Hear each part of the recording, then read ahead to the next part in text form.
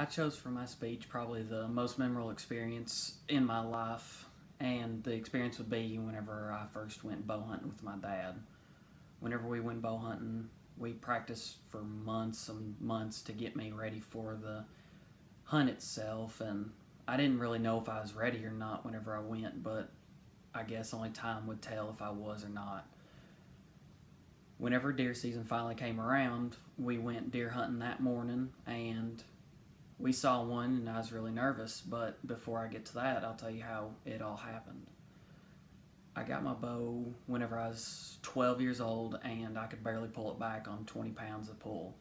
So me and my dad knew that we had to mess with me and get me stronger to be able to pull it back to at least 40 pounds of a draw to even try to kill a deer. So after about a year and a half of practicing and pulling back the bow, I finally got it up to 40 pounds of draw.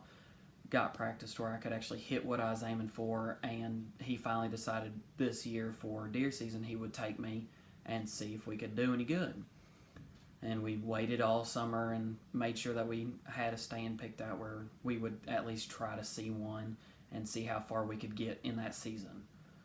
Whenever season finally came around, I was so excited that I could barely stand to wait till the day that I got to go bow hunting for the first time. And he knew I was, so of course he gave me a hard time every time that I thought about hunting. When we finally went hunting, it was very cold that day, and the sun didn't come up till late, and it was actually a really nice day.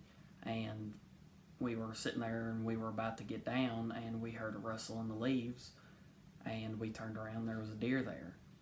And I was so nervous that I couldn't even hold the bow straight, and so my dad had to help me, and somehow after all that I still hit the deer, and I was so excited that I could barely get out of the stand without falling, and it just became one of my most memorable experiences in my life that I'll probably never forget, just how excited I was at the time of the deer hunt.